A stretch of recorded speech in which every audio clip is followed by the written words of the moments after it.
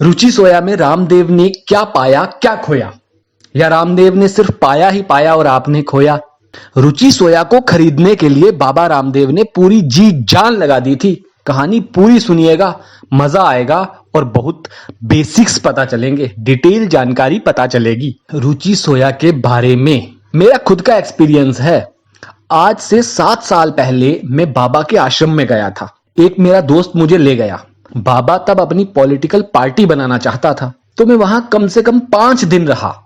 वहां मुझे बाबा के व्यापार करने के तरीके को और बाबा के साम्राज्य को जानने का मौका मिला। बाबा को भी अच्छी तरह जानने का मौका मिला। सब कुछ फ्री था, खाना पीना रहना। और जिन कमरों में मैं रह रहा था वो किसी 3 स्टार होटल से कम नहीं थे। बाबा ने सिर्फ मुझे ही नहीं, मेरे जैसे 500 से ज्यादा लोगों को ऐसे कमरे दिए थे। हर कमरे में एक स्पीकर लगा था जहां बाबा की आवाज आती थी। हर वो फैसिलिटी जो एक आलीशान होटल में होती है, बाबा ने वहां दी।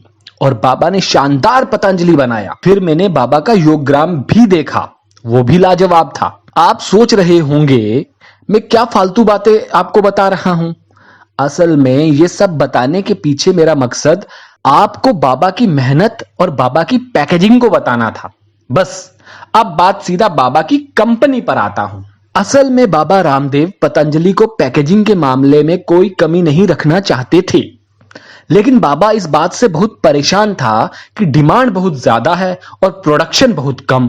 तो बाबा को कंपनी को बड़ा भी करना था, तो बाबा ने एक गेम खेला। बाबा ने लोकल प्रोडक्ट को अपना नाम देकर बेचना शुरू कर दिया कि घर से लाओ और मेरा मार्का लगाकर बेचो।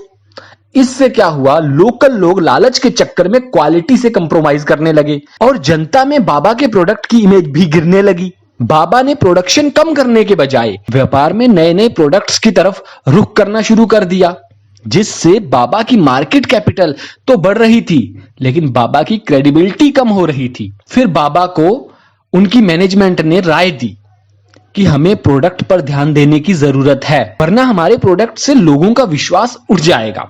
तो बाबा ने पूछा कि क्या किया जाए। अगर हम पैसा प्रोडक्शन पर लगाएंगे तो फिर हम तो मार्केट में इतना पैसा लगाएंगे कहां से। अगर उसके बाद भी प्रोडक्शन ना हुआ तो हम तो बैठे बिठाए घाटे में हो जाएंगे। फिर बाबा ने कंसल्टेंसी से संपर्क किया, तो एक कंसल्टेंसी ने बाबा को नेक राय दे दी कि बाबा रुचि सोया है एक कंपनी और इसकी मार्केट में इज्जत भी बहुत है। अगर आप इसे खरीद लें, क्योंकि इसके मालिक ने इसे जुए में हार दिया है, बैंकों से लोन ले लेकर यह डिफॉल्टर हो चुका है, अब इस कंपनी को बिकना ही है। बाबा ने प्लान बनाया कि चलो रुचि सोया को खरीद लिया जाए, लेकिन बाबा उसमें पूरी तरह फेल हो गए और रुचि सोया बाबा नहीं खरीद पाए। उधर बाबा के प्रोडक्ट की मार्केट में रेपुटेशन लगातार गिर रही थी, तो बाबा फिर उसी कंसल्टेंसी के पास गए। बाबा को कंसल्टेंसी ने फिर राय दी कि बाबा रुचि सोया ही है जो आपको मार्केट में वापसी करवा सकती है, क्योंकि रुचि सोया एक अपने आप में ब्रांड है, न्यूट्रिला अपने आप में एक मुकाम है, और दूसरा जिस चीज की आपको जरूरत है वो है मशीनें, सप्लायर इंडस्ट्री, तो वो है इसके पास। बस आप कोई तिकड़म लगाइए, सरकार से कोई लिंक जुगाड़ करिए और सौदा कर लीजिए। बाबा ने फिर गणित लगाया और सरकार से संपर्क किया कि कैसे रुचि सोया मुझे मिलेगी। सरकार में बैठे सिपह सलारों ने बाबा को गणित समझाया कि बाबा जी, रोटोमैक के मालिक विक्रम कोठारी जो हैं वो हैं गौतम अदानी के समधी जी, क्योंकि गौतम अदानी ग्रुप में गौतम अदानी जी, उनके भाई विनोद और भतीजा प्रणव भी आते हैं। जो गौतम अदानी के भतीजा प्रणव हैं, उन्हीं की पत्नी है नम्रता। ये विक्रम कौन है और नम्रता कौन है? ये जो नम्रता है ये विक्रम कोठारी की बेटी है, और ये विक्रम कोठारी वही हैं लिखते लिखते लव हो जाए वाले, जिनकी एड आती थी रोटोमैक पेन वाली।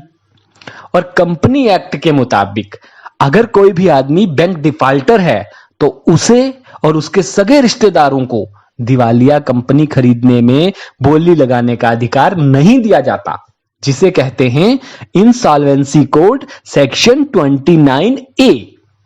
बस बाबा को यह पता चलने की देर थी, तो बाबा ने खेल कर दिया। मुकेश अंबानी, अदानी और बाबा मोदी जी के लिए कोई कम थोड़ा ना है। तीनों की बराबर वैल्यू है। तो बाबा ने रिश्तेदारी का यक्का फेंक कर रुचि सोया का पत्ता जीत लिया और अदानी बेचारे किंग होने के बावजूद मुंह ताकते रह गए अपने समधी जी के 3695 करोड़ के घोटाले की वजह से। सोचते होंगे कि भाई के समधी का कर्जा खुद ही नक्की कर लिए होते। लिखते लिखते लव तो हुआ नहीं, देखते देखते बाबा कंपनी हाथ से जरूर न ले जाता। फिर जिस कंपनी को अदानी भैया 5500 करोड़ में खरीद रहे थे, बाबा ने उसी को 4350 करोड़ में खरीद लिया। अब आप और मैं जानते हैं कि रुचि सोया का मालिक कौन है। दुनिया नहीं जानती। आप और मैं जानते हैं कि आरकाम क्या है। आप और मैं जानते हैं कि हिंदुस्तानी लीवर विदेशी कंपनी है। इस देश के लोग तो उसे सरकारी कंपनी भी समझते हैं, क्योंकि मेट्रो सिटीज को छोड़ दिया जाए तो लोग प्रोडक्ट का मालिक कौन है कुछ नहीं जानते, बस उसकी एड देखकर खरीद लेते हैं, सुनी सुनाई बातों पर खरीद लेते हैं। अब बाबा बेचने में तो माहिर हैं। ये रामदेव बाबा ही हैं जो योग से हजारों करोड़ का साम्राज्य बना लिए। वो रुचि सोया में कैसे कमाना है इसका गणित पहले बिठा रखा है। बाबा को सरकार का भी साथ मिलेगा, क्योंकि बाबा एड़ा बनाकर पेड़ा खाने में भी माहिर हैं। कोरोना ने विदेशी कंपनियों के लिए दरवाजे खोले, वहीं बाबा के लिए तो खजाना खोल दिया, क्योंकि बाबा तो अब एफएमसीजी प्रोडक्ट में फिर से दुगनी रफ्तार से कूद पड़ा। अब बाबा पर लोग आरोप लगा रहे हैं कि बाबा ने रुचि सोया खरीदने में एसबीआई से 1200 करोड़ और बैंकों से टोटल 4300 करोड़ लोन लेकर खोली। तो भाई एक बात बताओ ना, बाबा ने योग का पैसा लिया, योग में क्या कोई चीज बाबा बेचता है? जब बाबा एक्सरसाइज को बेच सकता है तो फिर वो रुचि सोया को खरीदने में वो पैसे अपनी जेब से लगा देगा, बैंकों से लेकर बैंकों को ही देगा ना। अब ये बाबा की मेहनत है कि वो कितना कमाएगा और कितना चुकाएगा। बाबा ने वक्त की नजाकत को समझा और सबसे पहले खेला पाम ऑयल पर खेला। कैसे? बाबा पाम ऑयल की बिक्री करेगा। कश्मीर मुद्दे पर मलेशिया ने पाकिस्तान का साथ दिया, जिस वजह से भारत ने मलेशिया से पाम ऑयल खरीदना बंद कर दिया। हमारा मलेशिया सबसे बड़ा पाम ऑयल सप्लायर था। अब उसका सारा फायदा बाबा ले जाएगा या ले सकता है। तो बाबा ने 4350 करोड़ की कंपनी में 5000 करोड़ की पाम ऑयल की खपत का प्लान बना लिया है। और दूसरी बात, रुचि सोया के पास हर साल में 30 लाख टन ऑयल रिफाइनिंग की क्षमता है। देश भर में इसके 13 रिफाइनरी प्लांट हैं और वो सब वहां हैं जहां से इंपोर्ट और एक्सपोर्ट करने में भी बहुत बड़ा सहारा मिलता है। अब बाबा न्यूट्रिला को उसी फ्लेवर में बेचेगा, नाम होगा न्यूट्रिला का और बेचेगा बाबा। न्यूट्रिला गोल्ड, न्यूट्रिला आटा, न्यूट्रिला हनी। लोग तो न्यूट्रिला समझ कर ही लेंगे ना। ये थोड़ा ही मालूम है किसी को कि ये पतंजलि का है। मैंने आपको बताया ना, मेट्रो सिटीज को छोड़कर गांव देहात में लोग नहीं जानते, बस वो एक नाम जानते हैं। असल में मैं बाबा का बहुत बड़ा फैन हूं, बाबा के योग का नहीं, बाबा की मार्केटिंग स्ट्रेटेजी का बहुत गजब है। और बाबा का ख्वाब कहें या महत्वाकांक्षा, राजनीति में आना है। इसलिए बाबा अपना अंपायर इतना बड़ा करना चाहते हैं कि उसके पास इतना एम्प्लॉय हो कि उसे कार्यकर्ताओं की कमी ना पड़े और उसका बिजनेस भी चले, जिससे उसे फंड की भी जरूरत ना पड़े। बाबा के 30 आदमी बीजेपी में भी हैं इस वक्त। बाबा तो राजनीति में आने की पूरी तैयारी कर बैठा था।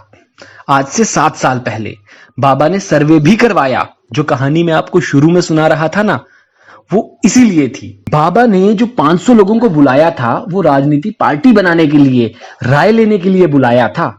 नाम भी फाइनल हो चुका था, भारत स्वाभिमान पार्टी। लेकिन बाबा के कार्यकर्ताओं ने बाबा को बताया कि हमारा बेस जमीन पर अच्छा नहीं है, हमारे खड़े होने से बीजेपी का नुकसान ही होगा और हमारी भी हार, इसलिए मोदी जी का साथ देना ही बेहतर होगा। तो बाबा ने जमीनी हकीकत को भांपते हुए तब राजनीति से कुछ देर के लिए दूरी बनाने और व्यापार पर पूरा फोकस करने का मन बनाया। आपने देखा होगा पिछले 6 साल में बाबा ने राजनीति में दिलचस्पी कम और व्यापार में ज्यादा ली है, क्योंकि बाबा के जीवन की महत्वाकांक्षा है कि वो राजनीति में आए।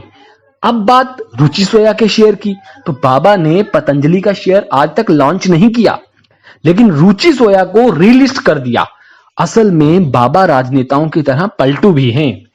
पहले कहते थे विदेश नहीं जाऊंगा, फिर गए। फिर कहते थे कि मैं शेयर बाजार में जुआ नहीं खेलूंगा, अब रुचि सोया पर खेला। लेकिन बाबा को मालूम है कल ये प्रश्न उठेगा, तो बाबा ने पहले ही प्लान बना लिया कि रुचि सोया का नाम होगा कि ये पहले से था, मैंने तो पतंजलि का निकाला ही नहीं। कि रुचि सोया का पहले से ही था, मैंने पतंजलि का नहीं निकाला। अब बात रुचि सोया का शेयर कितना जा सकता है, ज्यादा से ज्यादा 27,000 और कम से कम 10 रुपए। आप कहेंगे कैसे? क्योंकि बाबा ने इसमें पूरा गणित बिठा लिया था। बाबा का शेयर 99% बाबा के पास है, सिर्फ 0.93% जनता के पास है, और फिर भी शेयर पे इतना बड़ा खेला। इसके बारे में अगर आपको बारीकी से जानना है तो 23 तारीख का वीडियो जरूर देखिएगा। आज के वीडियो में कहानी बताना जरूरी था, तभी तो खेल समझ पाएंगे आप। और हां, आरकाम पर भी मेरी रिसर्च पूरी हो चुकी है, लेकिन वीडियो 21 तारीख के बाद ही लाऊंगा, क्योंकि हवा में बातें नहीं करनी, बात करनी है ठोक बजा के। इसीलिए इंतजार कीजिए अगले वीडियो का।